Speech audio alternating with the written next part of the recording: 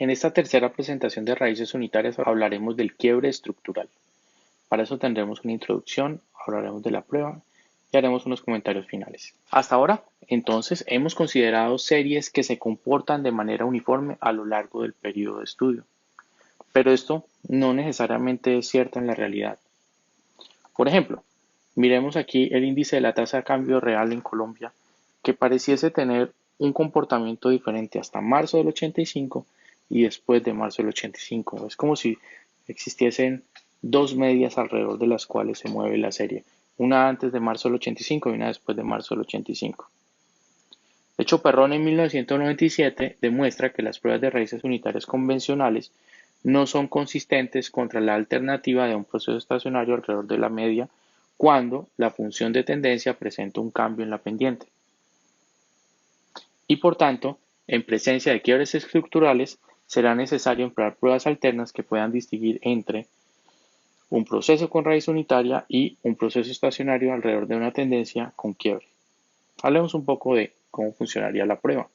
Y la idea es muy sencilla. Las pruebas convencionales como la de ADF, la de Phillips-Perron, la de KPSS están diseñadas para distinguir entre un proceso con raíz unitaria o un proceso estacionario alrededor de una tendencia, como esto, ¿cierto? En verde tenemos el proceso estacionario alrededor de una tendencia y en azul el camino aleatorio con drift. Ahora, cuando hay un cambio estructural, tenemos un comportamiento diferente como este que tenemos. Aquí vemos, por ejemplo, en azul un proceso estacionario alrededor de una tendencia con un cambio en el intercepto que viene dado por esa dummy de sub t. Mientras que el proceso en verde es un camino aleatorio con drift que, como vamos a ver más adelante, implica un cambio de un periodo en el drift, en la constante. Es decir, ese comportamiento de quiebre se puede dar tanto en el proceso estacionario como en el proceso no estacionario. Ahora, se propone entonces, Perrón, varios modelos. El modelo que se llama el Crash Model, es un modelo que corresponde al cambio exógeno en el nivel de la serie, que es el que acabamos de ver. En este caso, la prueba de raíces unitarias debe modificarse de la siguiente manera. En la hipótesis nula tendríamos que YT es un camino aleatorio con drift y un cambio en el drift. ¿Cómo funcionaría esto? Bueno, YT es igual a la constante, a mu, más una constante delta 1 multiplicada por una dummy que toma el valor de 1 solamente para el periodo t mayúscula sub b más 1, donde t mayúscula sub b es el periodo en el que se produce ese quiebre, el break estructural, más la parte del camino aleatorio que es yt-1 más el término de error.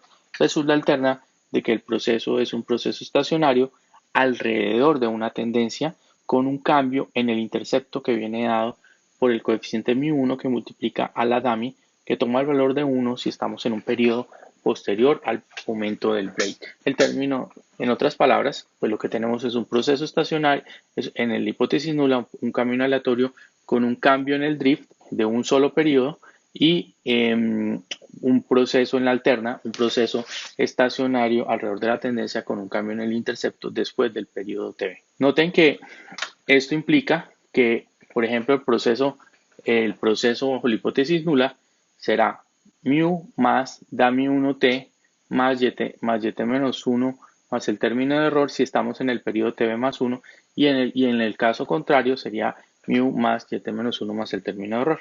Es decir, algo como esto que estamos observando. El cambio en un solo periodo en el drift se queda en la memoria del proceso y por eso, aunque el drift regrese al punto original, recuerden que porque es un proceso, dado que es un proceso no estacionario, él nunca va a regresar a su tendencia que tenía inicialmente. Ahora, el modelo de la alterna, toma el valor de mu más beta t más el término de error en periodos anteriores a el break, mientras que después del break el intercepto cambia de mu a mu más 1, que sería este modelo que estamos viendo acá, esta representación. El modelo 2, o se conoce en inglés el Changing Growth Model, es un cambio exógeno en la tasa de crecimiento. En otras palabras, lo que tenemos es un cambio en la tasa cómo crece la variable.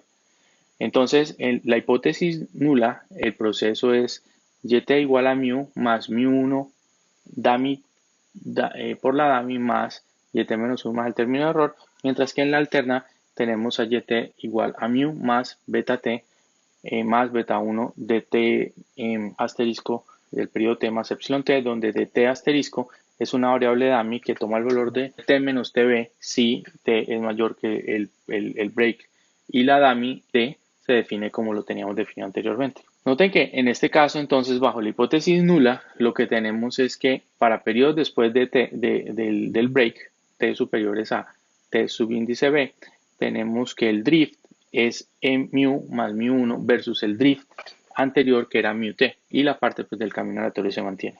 Esto tendría un comportamiento como el que estamos viendo en esta gráfica. Ahora, por el lado del modelo, en la hipótesis alterna, tenemos que hay un cambio en la pendiente. Si manipulamos esto algebraicamente, en el modelo vamos a tener lo siguiente. Un intercepto ahora que es mu menos beta 1 tb, la pendiente pasa de beta a beta más beta 1. Entonces eso implica un cambio como este que estamos viendo en esta gráfica. Ese se conoce como el modelo B, el Changing Growth Model. Cambia la tasa de crecimiento de esta, es decir, cambia la pendiente y el intercepto de esta línea. Punto, pues vemos que pues, los dos procesos parecen tener más o menos el mismo comportamiento, pero claramente uno es del mundo estacionario y otro es del mundo no estacionario. Finalmente podemos hablar del modelo C, que es una combinación del A y el B. Ahora consideramos cambios exógenos en el nivel de la serie y en la tasa de crecimiento. Es decir, en la hipótesis nula tenemos un proceso estacionario, proceso de camino aleatorio con un cambio de delta 1 en el drift y desaparece solo en ese periodo después del break, y un cambio permanente en el drift de mu1. Mientras que en la alterna tenemos un cambio en el intercepto y en la pendiente. Es decir, el modelo de la hipótesis nula tiene entonces este comportamiento, este de acá. Es decir, vamos a tener si t es mayor que tb más 1, hay un cambio en el drift. Si estamos en el periodo tb más 1, hay un cambio mayor en el drift. Y si estamos en el periodo antes del break, tenemos un drift que solamente es de mu. Sería un comportamiento como este que vemos aquí en esta gráfica. Por el lado de la hipótesis alterna, el modelo tiene un comportamiento con una media, con una constante y con un intercepto diferente para periodos después del break, que se correspondería a este modelo que vemos acá. Una pendiente diferente, un intercepto diferente. La pregunta entonces es cómo hacemos para comprobar esta hipótesis. Pues va a ser muy fácil. Perron en el 1989 recomienda para el modelo A, para este modelo, correr la siguiente regresión de Dickey-Filler modificada.